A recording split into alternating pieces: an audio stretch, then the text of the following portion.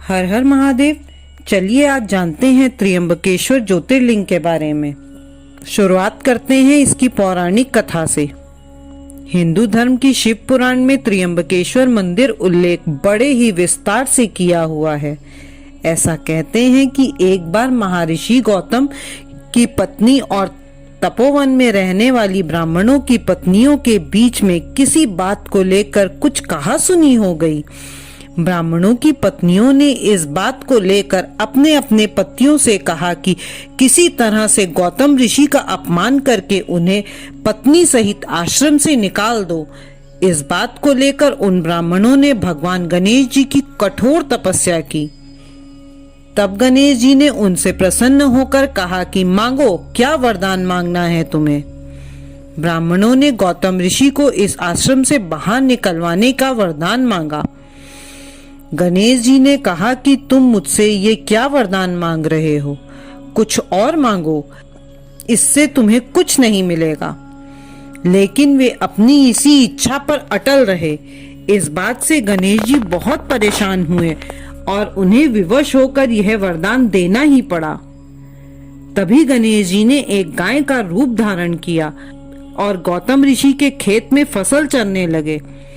यह देख गौतम ऋषि बड़ी नरमी के साथ उस गाय को अपने हाथों से हाँकने गए। उनके हाथ लगते ही गाय वहीं पर मर गई। तभी सारे ब्राह्मणों ने पूरे आश्रम में ऋषि को गाय का हत्यारा बताकर बड़ा हाहाकार मचा दिया और गौतम ऋषि से कहते हैं कि तुम्हें यह आश्रम हमेशा के लिए छोड़कर कहीं और जाना होगा। तुमने एक गाय की हत्या की है। गौतम ऋषि बड़े दुखी होते हुए अपनी पत्नी अहिल्या के साथ उस आश्रम से कहीं दूर जाकर रहने लग जाते हैं।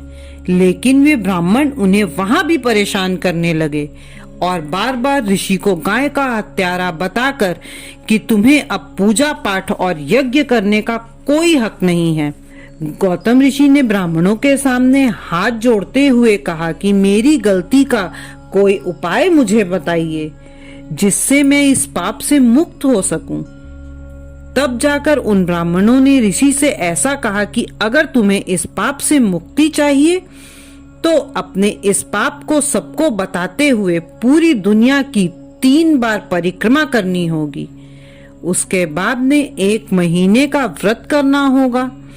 फिर इस ब्रह्मगिरी पर्वत की 101 परिक्रमा करनी होगी और अंत में यहाँ गंगा जी को लाकर उसमें स्नान कर 1 करोड़ शिवलिंगों पर जल चढ़ाकर भगवान शिव की आराधना करनी होगी। तब जाकर इस पाप से तुम्हारा उद्धार होगा। ब्राह्मणों की सारी बात का पालन करते हुए गौतम ऋषि ने ऐसा ही किया और सारे कार्य पूरे करने के बाद गौतम ऋषि अपनी पत्नी के साथ भगवान शिव की कठोर तपस्या करने लगे। ऋषि की इस तपस्या को देखकर भगवान शिव ने प्रकट होकर उनसे एक वर मांगने को कहा। तो गौतम ऋषि ने कहा कि हे भगवान, मैं तो बस गाय हत्या के पाप से ही मुक्त होना चाहता हूँ। शिव जी ने कहा कि इस हत्या का आरोप उन ब्राह्मणों ने तुम्हारे ऊपर छल और कपट करके लगाया था। उन आश्रम के ब्राह्मणों को इसका दंड जरूर मिलेगा।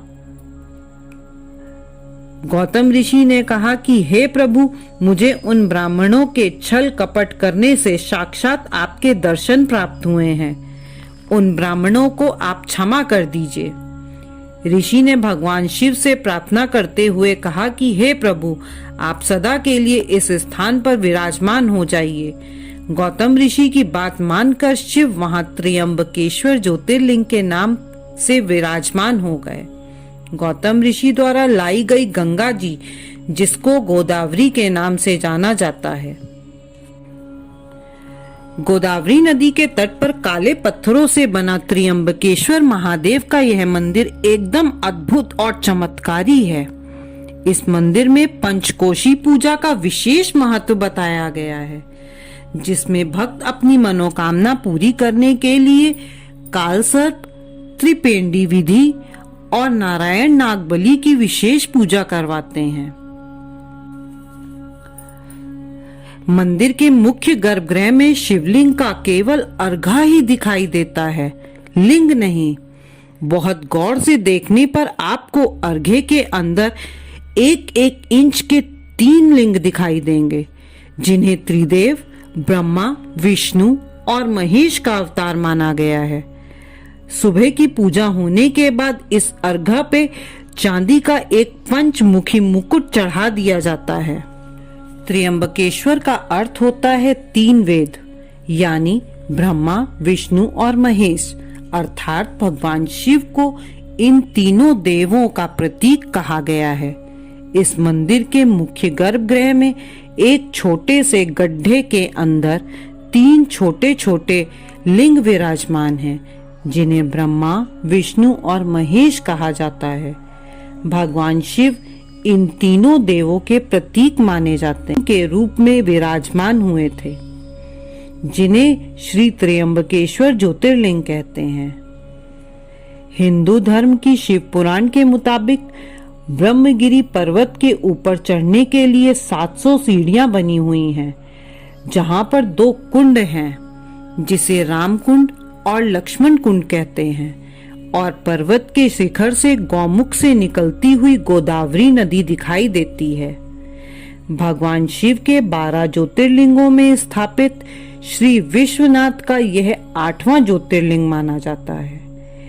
इन मंदिरों को ज्योतिर्लिंग इसलिए कहा जाता है क्योंकि भगवान शिव इन स्थानों पर स्वयं प्रकट हुए थे, इसलिए यह स्थान ज्योतिर्लिंग कहलाते हैं।